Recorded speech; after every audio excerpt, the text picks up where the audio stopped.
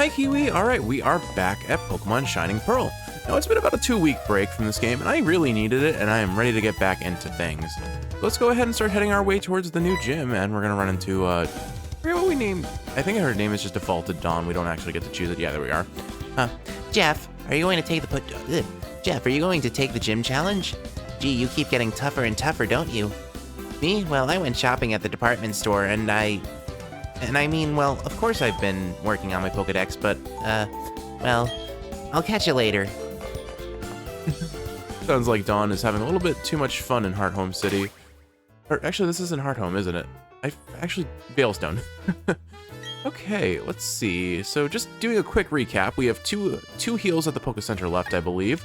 We've got a bunch of unevolved Pokemon, except for Captain Squawk, and we're about to walk into a fighting type gym. So what could possibly go wrong? As far as who we're going to lead, Starstar Gecko is within level range of everyone, so we'll probably keep them up front for now. They can handle fighting types well enough, I would like to hope. We'll see. They're certainly not the tankiest of the lot of our party.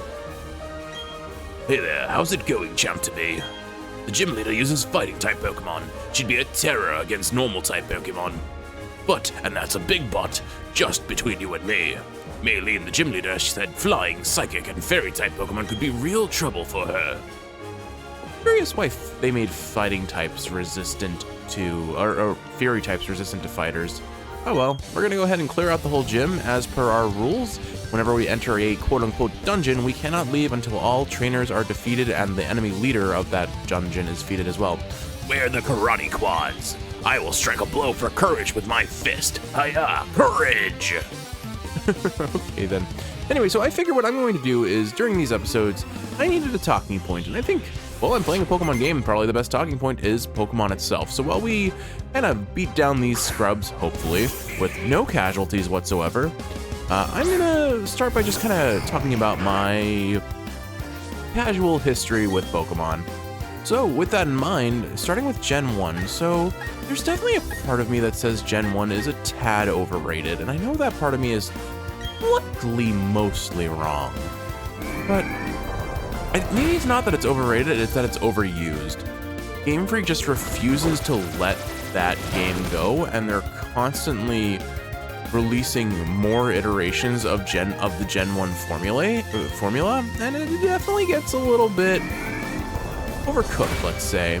Like, to a degree, I kind of respect what they did with the Let's Go series, Let's Go Eevee and Let's Go Pikachu, because, I mean, it was a really smart way to get the more casual crowd that was just playing Pokemon Go into potentially the mainline games if they already had a Switch, and if not, if they bought a Switch following. And if you want to have a fun, turn your brain off, just sort of like casual experience, especially with a partner who does not play a lot of Pokemon or play video games in general, it's a really good entry point. So you know what? I respect what they did, and I think it was a overall intelligent decision. But if we're looking at the original Gen 1 games, we're talking Blue, Red, Yellow. My first game ever in the Pokemon series, I want to say, was Pokemon Stadium. That was my first introduction, but then as far as mainline titles go, that would have to go to either Pokemon Blue or Pokemon Yellow. I forget which one I got first, but very likely Pokemon Blue. But I would say that I spent the majority of my time playing Pokemon Yellow. And in terms of my team back then, I was a kid, I didn't know better, I suppose is what I'll have to say about this, but I named all of my core team members after myself, which is really lame. But if I recall, I had a Jolteon, a Butterfree, a Blastoise, a Raichu. No, actually, I replaced Raichu with Jolteon in Yellow for... Okay, so you know what? This must have been Blue version that I'm thinking of, because I definitely would have gotten rid of Pikachu in Yellow version as a kid. I know myself well enough to say, oh, I would have been like, oh, this Pokemon's following me? This is the coolest thing ever.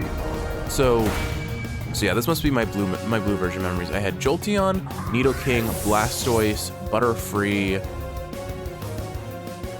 Don't remember the other ones necessarily, but I named all of them after myself. So basically it was like one word and then Jeff at the end. So we had Shell Jeff, we had Jolt Jeff, we had King Jeff. I couldn't force my way to victory. We had Butt Jeff. There actually was a Pokemon in my team named Butt Jeff, and it wasn't as a joke. It was just keeping the naming scheme. Like, yeah, I'm an immature idiot of a kid, all the time, but definitely back then too. But no, that was not as a joke. That was just the name I gave my Butterfree, because all of my other Pokemon had like the first part of their defining traits, followed by Jeff. Where are the karate quads? I will strike a blow for tears with my fist. Hiya, for tears! These guys are, I'm not gonna voice them well, and that's okay. Had a small panic because I noticed that my record button wasn't highlighted, but it turns out my mouse was hovering over it, so I'm actually recording, thankfully. would have cried a little bit over those last 6 minutes. We're fine. We're definitely fine. Anyway, where was I? So that's kind of the starting point of my Gen 1 experience. I very distinctly remember that my starter was Squirtle, and I thought Brock was impossibly difficult. His Onix with Bind, of all things, was terrifying to me. Granted, in Gen 1, Bind was a move that made it so you could not... It basically stopped your opponent from being able to attack. Other moves like Fire Spin, same effect. The attacks that hit multiple times at the end of the... or hits once after each turn, those actually prevented your opponent from moving. So if you had a fast Pokemon that could use a spinning move like that, Wrap was the other one, it basically just locked them out of being able to attack. It was pretty scary. Meditite probably knows Confusion, but I'm not convinced it can one-shot us. I'm convinced we can one-shot it with Hex. Okay, I was like, how is this Meditite faster than us? But it's using Detect. I'm not worried about Detect. It wastes a PP. That's the one downside to that. Realistically speaking, Star Gecko is not going to be carrying us into the gym leader fight, I imagine, because we're just not going to have enough PP to make him function effectively. But maybe we can use it to take out a couple of hers. I'm pretty sure Maylene has a Lucario, which makes her probably one of the biggest threats in this game. At this point in the game, rather. But, oh hey, your name's Jeffrey. That's funny. I'm so hungry, kid. Yep, you're definitely Jeffrey, all right. I don't have any strength left. All right, I see. So there are just 4 trainers. My rule of thumb with or my Nuzlocke rule for these is always we have to fight out every trainer in the gym. From the sounds of it, there are only 4 of them, though. I wonder what sound is giving me that impression. Anyway, where are the karate quads? I will strike a blow for hope with my fist. Hiya, for hope!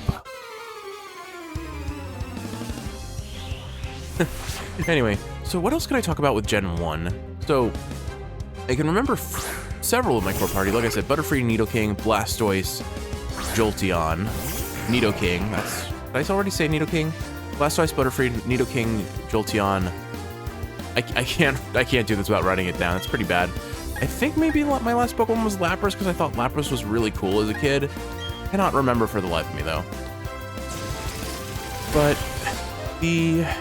oh man, what else can I say about Gen 1? I guess I wasn't into competitive back then. You know what? I had a Slowbro. That's what it was. I had a Slowbro.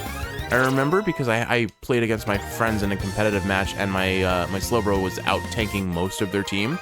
This was back before I understood like psychic types are broken and how competitive worked at all. Gen 1 competitive scene was a hot mess. We came up short, but not by much. First off, crit chance scaled with speed, so there were Pokemon in that game like Tauros and Persian that were basically guaranteed to crit. I think they had like oh, interesting. Okay, I guess, okay, so there's a puzzle, or you can take the 2 trainer battle route to get to the center. Interesting. Okay, I respect that. Actually, no matter what, you can't, because you need to push these things out of the way. This is a cute little puzzle. Okay.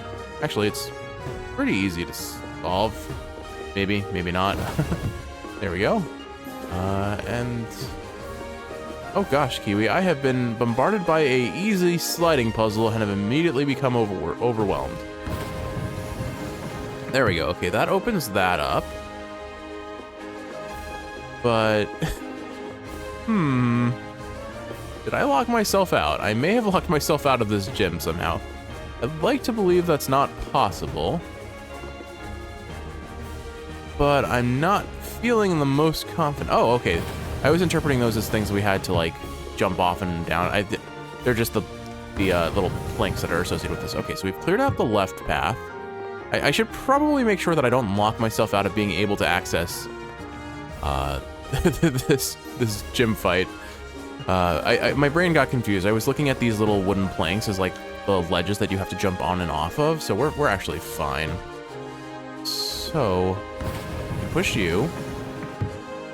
Then I have to just go up on the left to push these. Okay. Alright, so that's fine. I can't get through here just yet, but I will in a second. So it looks like you actually have to fight all the gym trainers then, right? I do think that means I've potentially walled myself off here then, because I can't get through here. Let's fight the final gym trainer and then I'll have to reset, but I can't, like, heal or anything. We are the Karate Kids. I will strike a blow for love with my fist. Love. I don't know why I decided to give him that voice, but I decided to give him a voice different from the rest, and that is what I landed on. We are all worse off for it now. Anyway, alright, so... yeah, so I was saying, Gen 1 competitive scene was a hot mess. So, like, speed made you crit, so there's just any Pokemon that was a special attacker with high speed was an abject nightmare to contend with. Starmie, oh my goodness, Alakazam. And the thing about it was, Psychic types had no counter, no legitimate counter in this game. The reason for that was, back in the day, Ghost types were meant to be the counter to Psychic types, but think about it. The only Ghost types in this game are Gengar, Haunter, Ghastly. Gengar, Haunter, Ghastly are Ghost Poison type. You know what's weak to Psychic? Poison type. You know what else? There were only 2 Ghost type moves in the game, Nightshade and Lick. Lick has no base damage. It does no damage to anything. 2, it does have a chance to paralyze, so there's at least that going for it. 2, for some reason, Ghost type attacks do not affect Psychic types. So in the coding, they had tried to make it so, well, yeah, Ghost type should be 2 times effective against Psychic types. But no, it just outright could not damage them. So the only potential counter to the strongest type in the game, objectively, unabashedly, doesn't affect it. Which just made Alakazam, and especially Mewtwo, who was usually not allowed in a competitive scene, to be unchecked monsters, where the only real counter to them was using your own Alakazam. I mean, realistically speaking, there were other options, but you needed to have an Alakazam counter on your team, or you're going to have a bad time. Speaking of having a bad time, these fighters really aren't doing that much. They just keep trying to use some sort of status change and then getting 2-shot. At least the Machokes are decent experience. I think they're showing off the fact that we're gonna get the TM for bulk up in this gym, although usually it's just the gym leader who spams that ability and the gym trainers don't usually have it, at least by my experience that I can recall. I'm gonna sit on Hex. I think Thunderbolt has a higher base damage. Yeah, Hex does 65, Thunderbolt does 90. Oh, I thought Thunderbolt was base 75. I'm mixing it up with the punching moves. Okay, that's why it's been doing so much damage. I think honestly, even with Stab, same type attack bonus, Hex is maybe slightly stronger. Actually, no, Thunderbolt does more damage because we're a dual type. The dual type is the way same type attack bonus works is it's a 50% increase on a type that is the same as your type. If you use a move that is the same type as your Pokemon that's using it, if it's a monotype, it gets a 50% boost. Crunched. If you use it on a dual type, it's only a 25% boost. So 25% of 65 is like 18-ish, maybe? Don't quote me on that. I'm not doing math in my head right now. So it's actually weaker than Thunderbolt is. So Thunderbolt is our strongest damaging move right now. I have to keep that in mind. All right, I'm going to reset this puzzle so that I can actually get through it. I've more or less see how it's done. I just needed to be able to access some of the pushy blocks. So can this get pushed any further? Oh, it can. Oh, okay, you know what? I'm dumb. I didn't actually need to reset that. Oh well. I had assumed that I couldn't push it through the outer perimeter. Speaking of which, I have kind of actually made this worse for myself. Here we go. Come on. All right. I can't access this bit yet, so we need to go through the center to push that. This is the bit I wanted to push. I guess I have to push it just to get through here. Okay, I see. I see now. There we go. And now I can go ahead and go on this side, push this to the left, and okay, we've got our puzzle solved more or less. So back to Gen 1. So and then I didn't talk nearly as much as I would have liked to about Pokemon Stadium. So I played a lot of Pokemon Stadium as a kid, and Pokemon Stadium 1 and 2 were both surprisingly difficult, because the way they would work is you would have a series of battles in a row, and if you didn't have Pokemon to upload from your main games, which there was a really nifty way to like plug in an external bit of hardware to the Nintendo 64 controller that would let you be able to copy your Pokemon from your Gen 1 games into the Stadium games, and I guess and then your Gen 2 games and Pokemon Stadium 2, of course. And it was such a cool novelty, first and foremost. But then on top of that, it just what do I want to say here? I never really got to use that well, and I didn't understand how to like make strong, relevant Pokemon for this to work.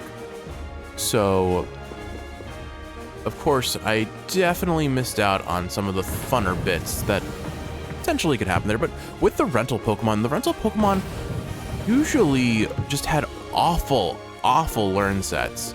Like, I'm talking giving a fully leveled up, fully evolved electric type Pokemon Thundershock sort of terrible move sets.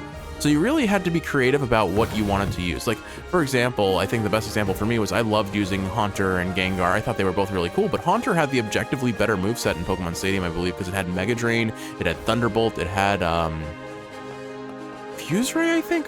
Regardless, it had a much better moveset, and so as a result, I tended to use Haunter over Gengar. Nowadays, I don't know if that's a viable choice or not, but that was what I did as a kid, because I didn't understand stat differences. I mean, there was an inherent kind of implicit understanding that a Pokemon that is fully evolved is inherently stronger, but that was like the most superficial level of understanding that I was capable of at the time.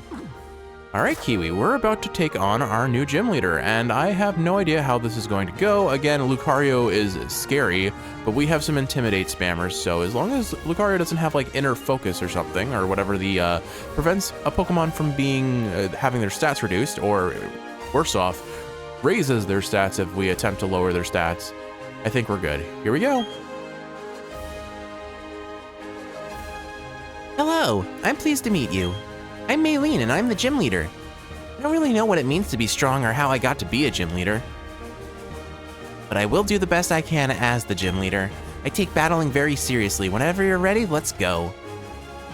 All right, here we are.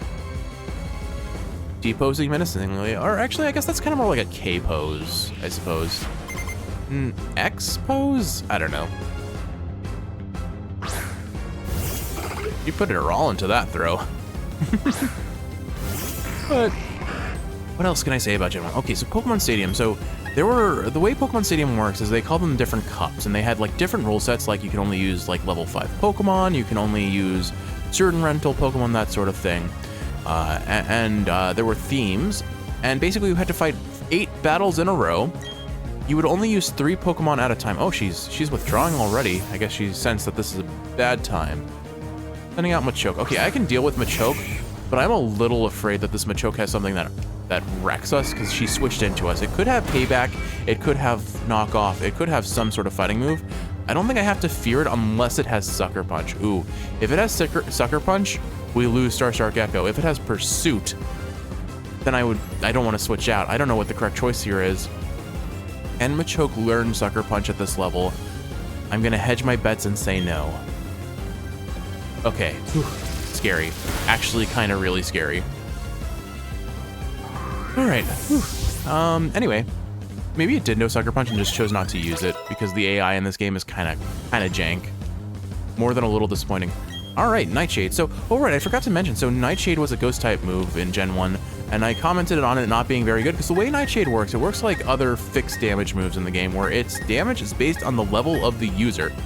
We're gonna take out Shadow Punch for Nightshade, and the reason for that is it'll actually likely do more damage because it doesn't scale with our paltry our paltry physical attack. Shadow Punch is a physical move, and we are very much a special attacker, hence why I got so excited when we unlocked Hex, which we're going to now use as previously planned on this Meta Titan and likely one-shot it. Then she switches out to Lucario, and we switch into Captain Squawk. I believe Captain Squawk can resist Steel-type moves, and by reducing the attack of Lucario, we should weaken any attack moves that it has. The issue is if it chooses to use Bulk Up, because then I'm going to have a hard time damaging it, because most of my options for him are physical attackers. Alternatively, if it uses Aura Sphere, many of the Dude Busters probably are best option. Celestabetha wants to learn Stomp. Sure, I'll take Stomp, because we don't really have that many good moves on her, if I recall, and it's a reasonable replacement for Tackle. Oh, they improved its accuracy. Stomp used to have like a base 75 or base 80 accuracy. It was really unreliable for the damage it was supposed to give, which really wasn't that much more. I guess I'll take out Growl for now, because I'm not really going to use that, most likely. Alright, do I sweat about this next Pokemon? Let's see. Oh, but this isn't the end, my friend. Alright, there is the Lucario. Back in the original Gen 4, if you were doing a Nuzlocke, this Lucario was a menace. Fully evolved Pokemon, really good base stats, really good attacking stats, a bit of a glass cannon, but has Steel type, so it's a pretty defensive Pokemon, all things considered. We are not leaving Starstar Gecko out for this. Pine Tree could resist fighting types, but would still get hit by the... actually, it wouldn't resist fighting types because it's part normal. Alright, yeah, we're switching out Captain Squawk. He's maybe our highest level Pokemon, but he's not any higher than Pine Tree, and they're both well within our level range before things become an issue for our Nuzlocke rules. Okay. Looks like we got the Intimidate off, which should make us a lot safer here. Uses Metal Claw. Oh, good. And yeah, electric types resist Steel type moves. That's the other reason why I thought Captain Squawk would be our best switch out. Now, what I do here is I use Spark and hope for a Paralysis. If I paralyze this Lucario, it won't be faster than any of us. Oh, that is kind of sketchy. That's going to have our defense. We're probably fine. Let's see. Do we get the... Ooh, we got the Parahax. Excellent. The question is, do I switch out now? Because if he hits us with a fighting type move, especially if it has like close combat or something, there's no way a Lucario at level 27 knows or level 30 knows close combat, right? I don't need to play this risky. I don't need to risk Captain Squawk. I don't know what to expect here. I kind of expect a fighting type move, so I could switch in Starstar Gecko. Or I could switch in Pine Tree and reduce the attack further. You know what? We have U-turn. I'll use U-turn. Alright, so we're switching out to Pine Tree. We'll lower this guy's attack further. If we get hit by an Aura Sphere, I still think we tank it, but we're gonna take a hefty chunk. I think. Is this a mistake? Do we lose our bird friend? Oh, nope, we're fine. So I'm gonna use U-turn here. U-turn will probably bump Lucario down into a killable range for Captain Squawk. And it lets us switch out on a battle turn, so we'll have this guy it lets us do a little bit of damage beyond just switching out. U-turn is such a menace and competitive. It's a really, really valuable move to have on any team. Back into Captain Squawk, and I think we get this kill for free, pretty much, or kill, knockout, whatever. I remember when people got really upset if you ever suggested that defeating a Pokemon meant you killed it. Drain Punch, okay. That heals a little bit, but his attack stat has been so severely reduced that it's not going to do too much for him. So unless he crits, and even if he crits, I think we're pretty darn great. Now I could be a Cheese Lord and use Bite here. 30% chance to flinch, 25% chance for him to be paralyzed. Makes for a very frustrating experience if we do, if we do get those hacks. But I'm just going to spam Spark. She probably is going to use a healing item, and it doesn't matter. We got the Parahacks, so we're fine. I'm in a bit of a bind, aren't I? Yeah, just a little. I may have RNG'd you into oblivion. I'm not going to complain, though. Yeah, there it is, a Hyper Potion. I knew she'd do that, but she doesn't have full restore. Full restore start coming into play around the time of the Elite Four. And those do status ailment cures as well as full heals, Kiwi. So I think we just keep spamming Spark. and see if we can get away with it. If she chooses to use Screech also, I don't care. Oh, well, we got a crit. We don't care anyway. If she uses Screech, I figured we'd finish him on the next turn unless she has another Hyper Potion to spam. But there we go, our third gym leader complete. Oh, and so Volt Switch, fun fact, is the electric equivalent of U-Turn, a move that lets you switch out the turn it's used, but also does a little bit of damage, and actually a fair bit of damage. It's a base 70 damaging move, which isn't amazing, but it's actually it's pretty amazing with its secondary effect. We're gonna swap out Volt Switch for either Charge or... Yeah, I think I'll swap out Charge. There's really no reason to use Charge. The way Charge works is it does boost your special defense. That can be situational or minimally effective. The main effect that Charge has is it doubles the damage of the next electric type move you use. But you know what also doubles the damage of the next electric type move you used? If you used the electric type move on the turn you would have used Charged otherwise. So it's just not necessarily effective enough to warrant use. I shall admit defeat. You are much too strong. All right. I think we might be a little over leveled, but actually she was at level 30, so we weren't super over leveled for this. Okay, you win. That was a tough loss. I learned a lot from it. Please accept this gym badge. Also have to comment on the fact that there's a pretty sizable level gap between Gym 2 and 3. There are just a lot of big routes with a lot of enemies to train on. I should explain about that badge. If you have the official Pokemon League badge, you can use the hidden move Fly from your Pokétch. Oh, and please take these as well. Stickers that Maylene uses. Oh yeah, she did have some stickers on her Pokeballs, didn't she? And TM60s, which I believe should be bulk up. Each TM60 comes... Oh, Drain Punch. Excellent. I love Drain Punch. I used it on some of my competitive Pokemon back in the day. Help them stay on the field a lot longer. Especially if they were running Focus Sash. Well, if they were running Focus Sash, they probably already used the Focus Sash, so it's not going to keep them alive much longer, but heals them back to maybe surviving one more hit. Each TM60 contains the move Drain Punch. That move inflicts damage and it robs the target's HP. That all you got to say? Gee, I'm hungry. Oh, sorry, it's nothing. I didn't say anything. Jeff, I can't explain what it means to be strong or how much effort goes into it, but being with Pokemon lets us keep making the effort, doesn't it? Alrighty, Gym 3 conquered. I don't know where to go next, but there are a lot of routes outside of this town that we haven't explored. Oh, Dawn, you're back.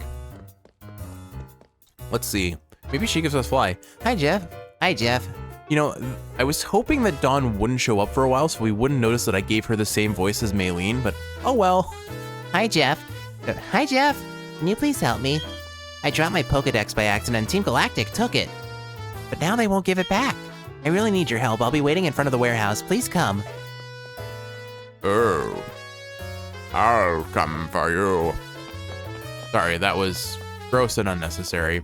All right, so I guess the next episode, we are going to go take out the Rocket Warehouse. Now, the thing about it is I don't think I need to heal. Like, aside from Star Gecko being relatively out of PP, and even then still having a reasonable amount of it, we're pretty well stocked to raid this base. So, let's switch around our lead Pokemon. Usually they're using Poison and Normal types. They've got Zubats. Why don't we have Quipplecore go up front? He can probably deal with those guys pretty well, especially because I think he got Bulldoze a while back, didn't he? Yeah, we've got Bulldoze now, and Rock Smash. I think we're fine. We have pretty good options into those poison types. All right, to the not the Rocket Warehouse, to the Galactic Warehouse. Kiwi, I think this is a good place to stop, and assuming there's no like intro to entering the building, which there is. So we'll do that, and then we'll call it an episode. Hi, Jeff. Excuse me. Hi, Jeff. I can't deliver this the way I want to deliver it. Hi, Jeff. Can you please help me? I dropped my Pokedex by accident and the Team Galactic found it. Now they won't give it back. Isn't that literally the exact same dialogue as what she said half a second ago? Please, I need your help. Team up and battle with me. Okay. You and your Pokemon together with me and my Pokemon. United like this, our dream team has no chance of losing. I'm not letting Team Galactic get away with this. All right. Now, is this a double battle or is it going to be 2 single battles? Oh, okay, it's a double battle. Did you see how long it took for that to load? This is definitely a double battle. All right, you are challenged by the Team Galactic Grunt and Team Galactic Grunt, Beautifly and Dustox. You know, I forgot that they used Beautifly. I thought they mostly, almost exclusively rather, used Dustox. between the two, I honestly like Dustox's design more. So, the thing about bugs, especially flying bugs and rock type moves, them bugs get squish. Now, okay, Leech Life is a bug type move, right?